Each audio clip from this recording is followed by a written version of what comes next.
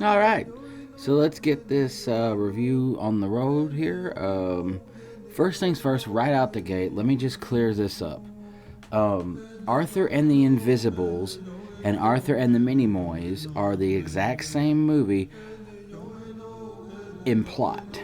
But basically, you got to look at it as they're the same French film made by the same French director. However, once they wanted to put it in America, we had to basically change it up. We had to cut some dialogue. We had to cut down some scenes because they were seen as too perverse for a young boy who's 12 going after a woman who's a young woman who's his same age in the Minimoy land, same age, technically speaking.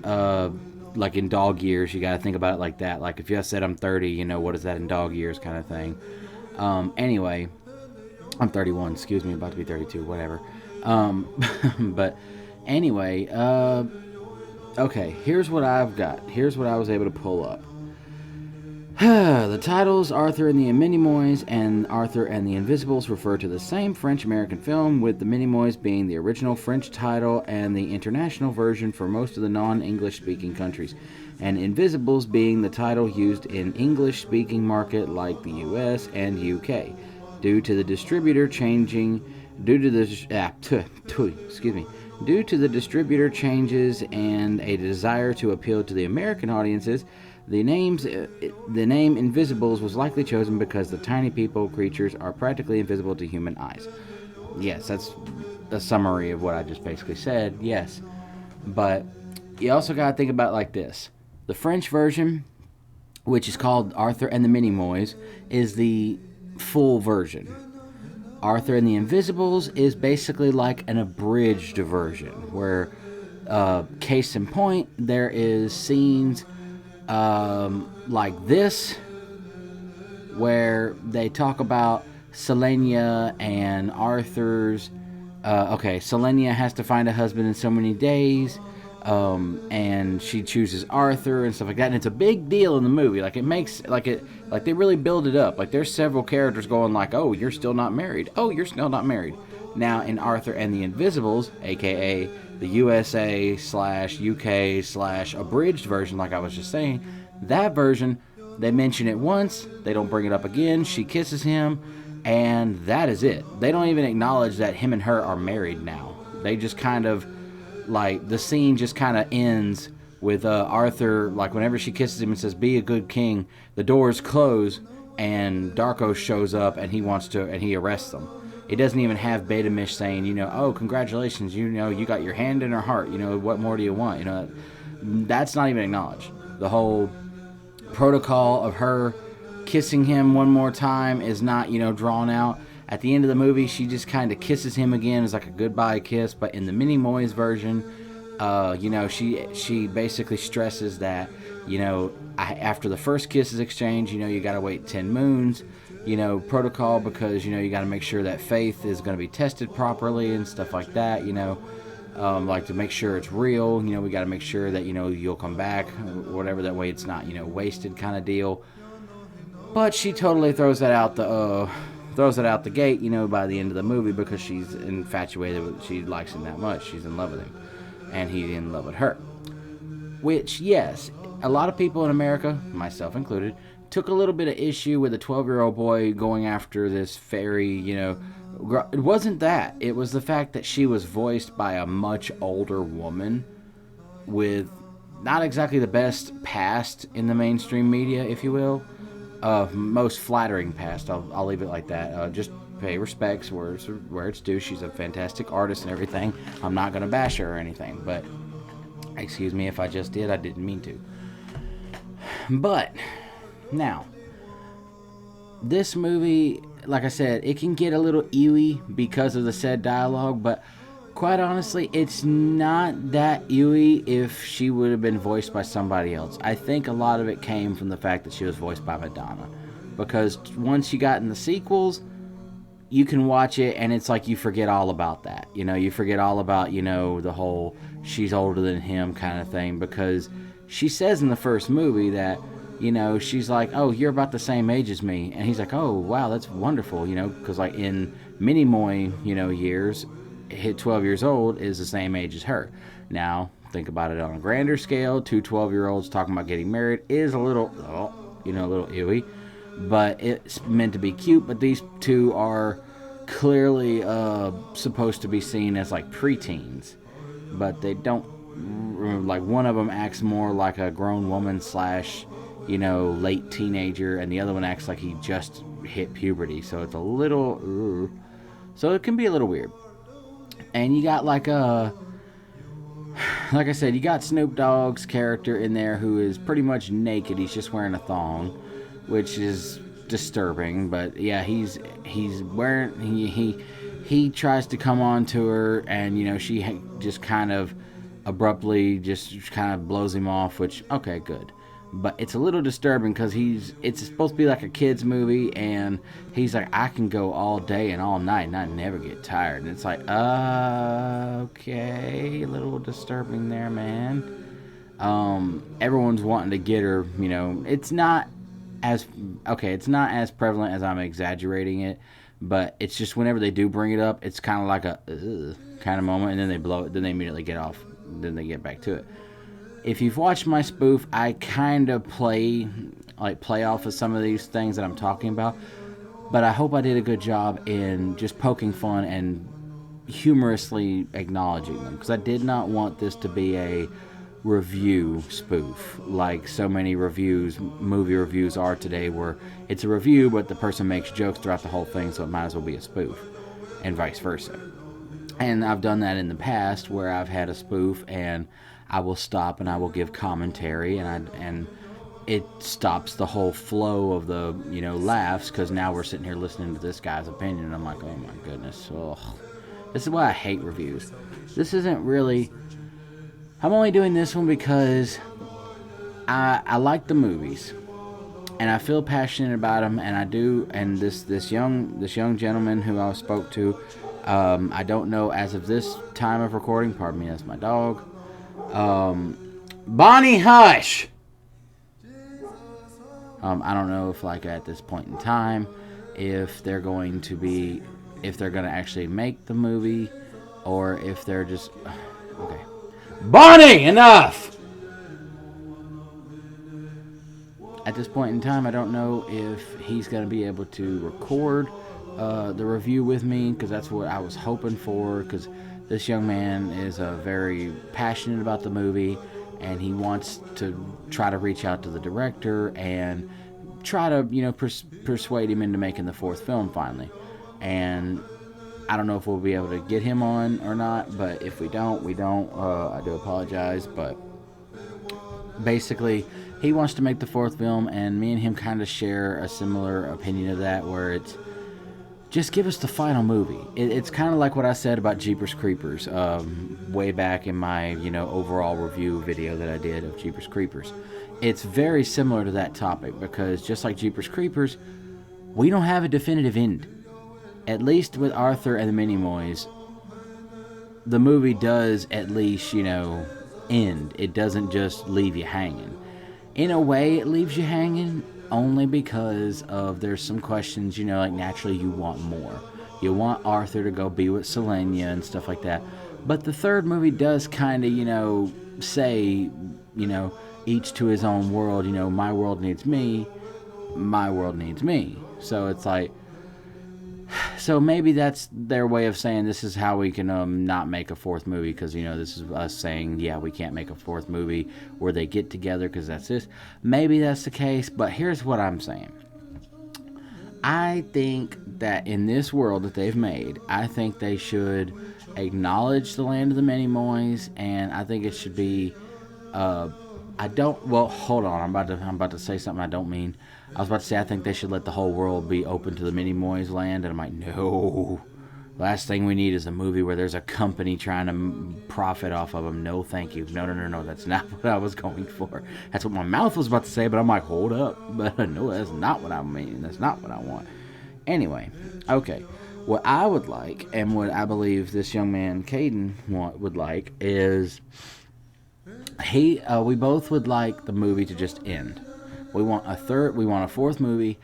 And naturally, because he's older, we could say he went to college, And maybe while he was at college, as life does, sometimes whenever you're around certain people, they could, kind of make you mature faster, if you will, and not in the best ways, So maybe because he was around all these people so long at college, he just up and forgot about Selenia, Like we can have him to where he slowly got to remember it all. Or maybe, he's been trying to be forced into, you need to grow up. You need to stop with these fairy tales and stuff. And maybe he's being gaslit into believing that they're not real. And he has to be reminded that, no, dude, they are real. You just need to go back home, And I think it should ultimately end with his parents, like letting him go. And naturally him promising that he would come back and he would visit and stuff, of course, because that but I don't think there should be you're permanently stuck this way. I mean, they're like, oh, well, the telescope broke. I'm sure they can get another telescope. I mean, I'm sure they could write it in there and make another one, or they could just make, like I said, they could make another telescope. But I did have this idea that I threw towards Caden that I said, what if there's only one more method to where he could actually go back, but if he took this method of becoming a Minimoy and going down there, he would be permanently a Minimoy, or he could never come back because he took this route in there. Like maybe he took a forbidden pill or something like that, or a forbidden potion. I mean, that could be something, but I feel like that right there kind of opens a couple plot holes, so I'm not completely sure about that. But I do think that there should be you need to pick a side. You need to pick a path. And there was a part of me that's like, Selenia should come up to his world because he did say, I'd like to take you to my world someday. I think that should happen in the movie, where he takes her there and introduces her to the world. But maybe it's just too big for her. Maybe she just doesn't like it. It's too crowded. Maybe she prefers the, simple life or something like that, and wants to be with her people and stuff like that. And that's where the conflict comes in, because maybe Arthur feels like, yay, finally Selenia can be with me and I don't have to leave.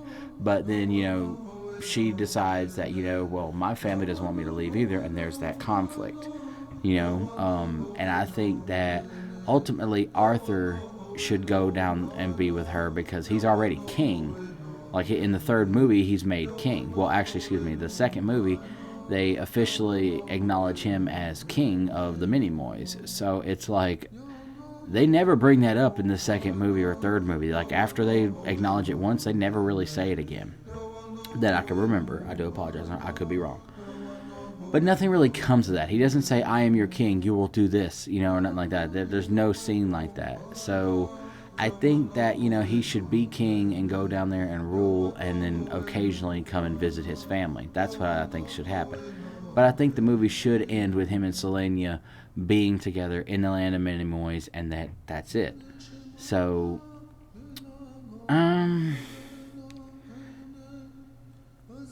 I think that's all I really wanted to talk about. Did I talk about how the differences between... Yeah, I think I did. The differences between the full version and then this other version.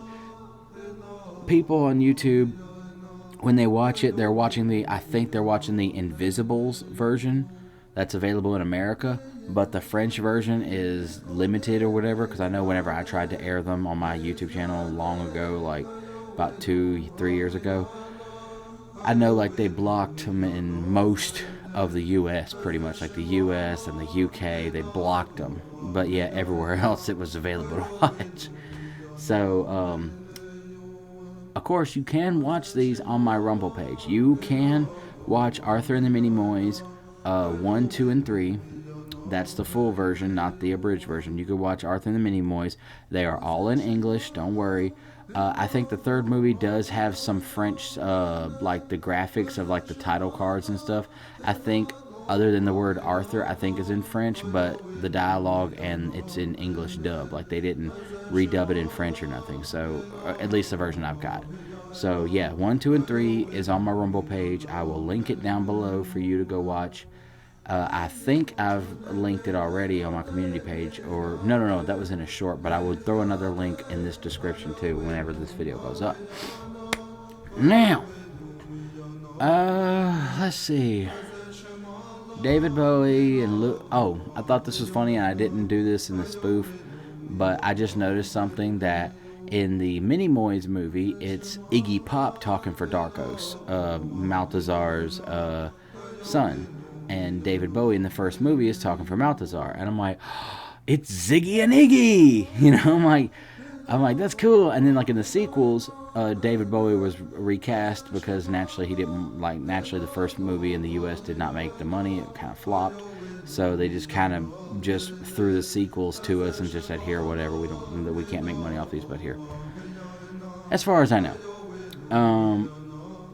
But yes, Lou Reed is talking for him in the second and third movie and gives a fantastic performance. Like I said, I told Caden, if we had to get a replacement, this was the perfect replacement because he gives off that kind of drab, kind of like I don't really care type of voice whenever I talk, but he still talks with a certain elegance.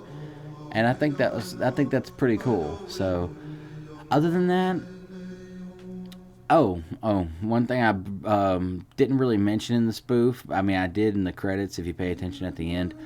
Lou Reed and Iggy Pop were in an animated movie called Rock and Rule, where Lou Reed sang the songs for Iggy Pop's character Mock, but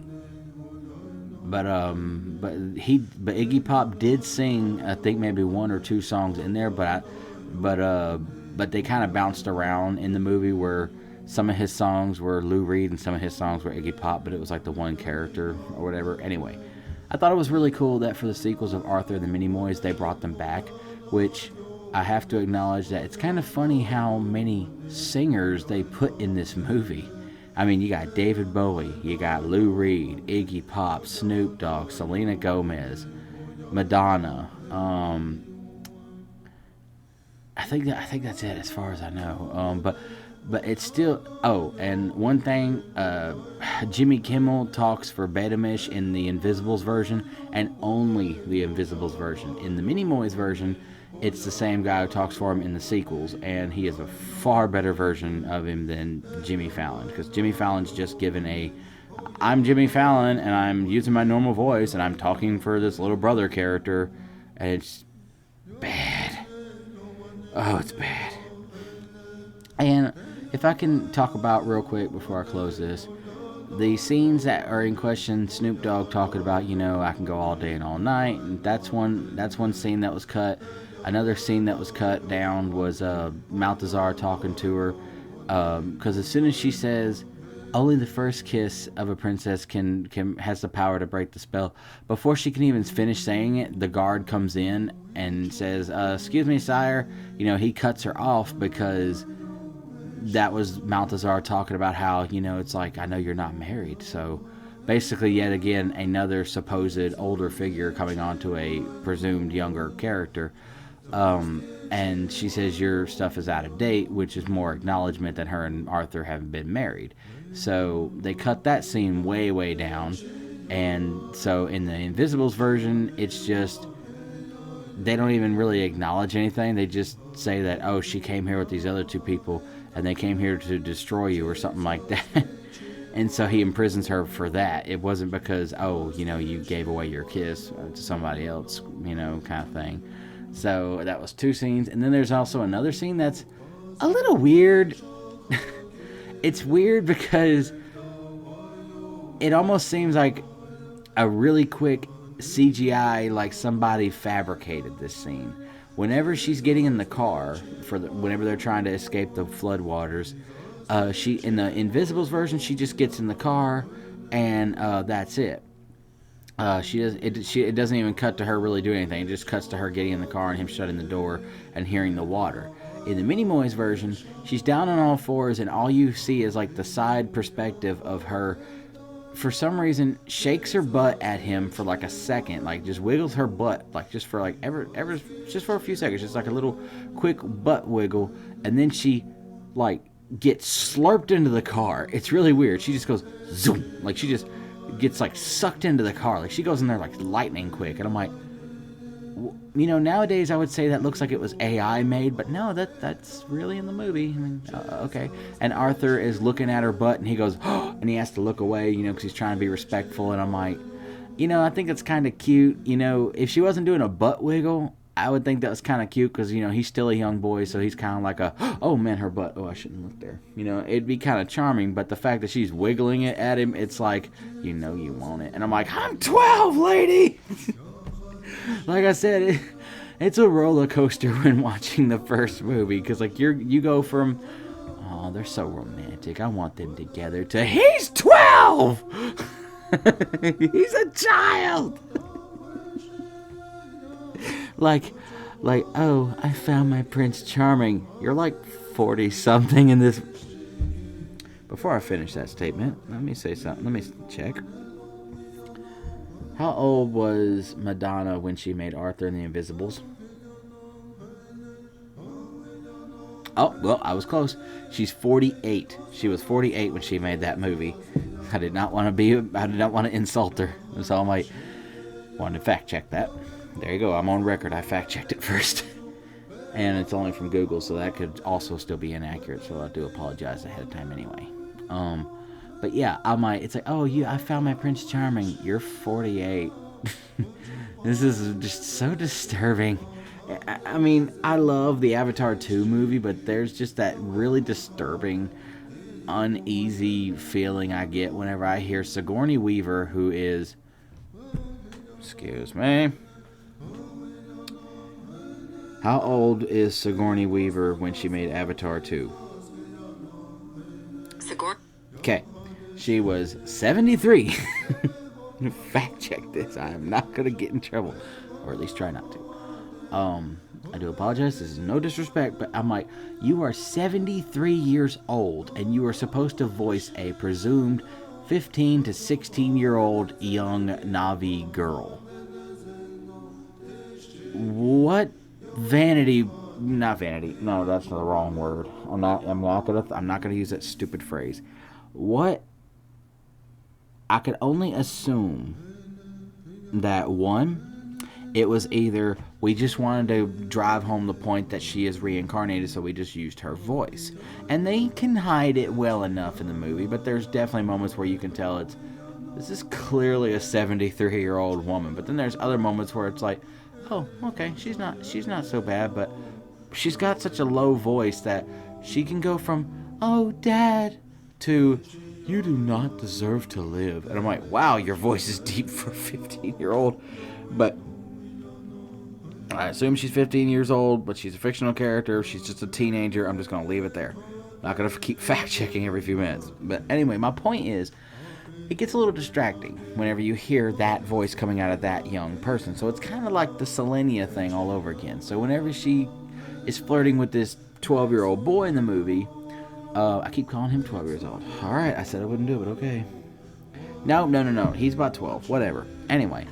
So it's a little distracting. But whenever Selena Gomez was recast for Selenia in the second and third movie, it made all the sense in the world. Her voice was still very young at the time. It was a lot higher. It made perfect sense, and it was okay. It fit. You know, even with Arthur sounding a little older, you know, it, like he said, I've grown, but I'm still not. But I'm still smaller than you. And that's what he says to the African men.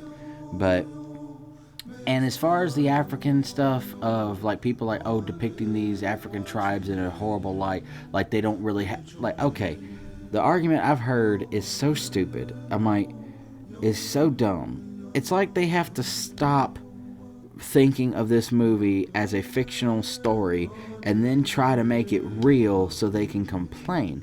I'm like, this is a fictional tribe with fictional lore, with fictional Africa, with fictional stuff. So if you sitting here going like that is not an accurate depiction, no, duh. Do you think there's really Minimoys in Africa? Honestly, I don't know. I'm not familiar with that culture, but if it isn't, if it is not a thing, if it is not a real, if it's just based on the book, I'm like, there's no randomly blackface. However, before I can finish that statement, I must acknowledge a couple of points here. Oh, I can't even finish that statement. I just remembered something else. First, in the Arthur and the Minimoys version, the dad, who was recast in the second and third film, with a much nicer depiction. But in the first one, they're kind of neglecting of Arthur, and they're searching for treasure when they should be searching for him. They're digging up the yard looking for the treasure instead of looking for him. And whenever they're looking for the treasure, the dad sees the African men walk up, and he runs inside and tries to dial up the phone, but because the phone line was cut because they're poor, because the banker's trying to shut them down and everything, trying to cut all the power and stuff, she's like, what are you running from? He's like, out there, for black. And I'm like, wow, that was racist. Okay, I did not expect that in this version whenever I first saw it. I'm like, oofa. Because in the Invisibles version, you only see the parents, I think, maybe 3 times. And it's like, they are not part of the climax. They are not digging up the yard. All they're doing is they're looking around at night with flashlights, and it's like, I knew we should have left him with Granny, and the narrator comes in, it was then that Arthur's parents decided that they would never let him out of their sight again. And I'm like, way to completely white out the rest of the script there, buddy. And no, I mean white out as in the actual white out, obviously. Well, I mean, honestly, I mean, technically, I mean, yeah. I mean, the African people were not, written out of the script. I mean, they were, in a way, because the banker just gets paid off and he goes away. He doesn't even get arrested or anything. He just goes away. But in the Minimoys version, come to find out, the whole reason why he wanted the house is because he wanted the treasure. And he tries to steal the treasure. The African men stop him, and the police arrest him because he held them at gunpoint, and he was also trying to rob those people right in front of him. So he gets arrested. So yeah, there's like a lot of different changes. So that's kind of the whole reason why I'm talking about this movie, is because there's just so much to talk about that not many people know. Because some people will try to watch it, they'll watch The Invisibles on YouTube, then they'll watch the next 2 movies, and they'll be like, wait, what? What? Because there's so many scenes that were trimmed down and cut that some of the lore is gone, some of the dialogue is gone, the parents are no longer hateful, and it's just like, it's like you gotta watch the Minimoys, the first movie, and then watch that one. Which, arguably, I will admit, the parents don't really... It seems like they kind of did a mix of the two. It seems like the parents in the sequel are more like the parents in the Invisibles rather than the Minimoys. Because the parents in the sequels care about Arthur. They want to take care of him. The dad is trying to go out of his way to make sure there's no bees or bugs that could hurt Arthur because, one bee sting would kill him. He's allergic. The mom is trying to also protect him because that's her little baby, and it's like she cares so much about him. And it's like I said, it's a little mixed. It's a mixed bag here, so whew, okay. I think that's all I'm going to talk about. I think I have been long-winded enough. I think this is almost at 30 minutes, so I do apologize if I've kept you this long, but I promised a review I said I would do a review in the part 1 spoof of Arthur and the Minimoys. Here you go. If I can get Caden on here to give his 2 cents on this, great. If not, if we can't really get it organized or get the schedules, matched up, I hope, he watches this, and I hope he enjoyed this video. And let's, if we can find a way, let's try to get a 4th movie to where we could end this story finally. Because it's just like Jeepers Creepers, I'm like, let's get the 4th movie. We don't want a franchise. We don't want a series. We don't want more sequels. We don't want a Netflix series. We just give us the 4th movie that ties into the 3rd movie, and that's it. End it. We want an ending. We got a 2nd movie. Then whenever you promised a 3rd... Excuse me, that's Facebook. But then whenever you promised a 2nd movie, when you promised a 3rd movie, you made the 3rd movie into a prequel/sequel. A sequel to the 1st movie and a prequel to the 2nd movie. Then whenever we got our 4th movie, or quote-unquote 4th movie, It wasn't even a continuation from the last couple movies. It was and it isn't. Google literally described it as a prequel, sequel, reboot, remake. Which, yes, that sounds confusing, but that's exactly how the movie plays out. The movie plays out as this is the real creeper, and the creeper that you've been watching is a fake version that was made for movies. What? And then it's like, oh, and these people that were killed on the bus, that really did happen. What? Wait, so did it happen with the creeper, or was it the real creeper that did it? Was it just give us a final movie already, which that's a whole other bag. I'm not getting into it. If we get that final movie, we get it. I'm not talking about that here. Whatever. But okay, if I can't get Caden on here, I hope you enjoyed this movie, man. Let's try, everybody, all the fans of Minimoys, let's try to talk to the director. Let's show him this video. Let's show him, the passion that we all have for the movies. Let's get a definitive final movie. It can be on Netflix. It could be on Amazon. Well, please not Amazon. They ruin stuff. But they do and they don't. I guess. Anyway. But just throw it on Netflix. Just throw it on any platform you can. Just give us the final movie already. It could be several years later. Just figure it out. Just give us what we want. Give us a movie to where it ends with Selenia and Arthur being together, actually being together. That's what we want. Bottom line. Okay, video over. Thank y'all. Farewell wherever y'all fare. May God bless, and I'll see y'all next time on Leowolf TV. Whew.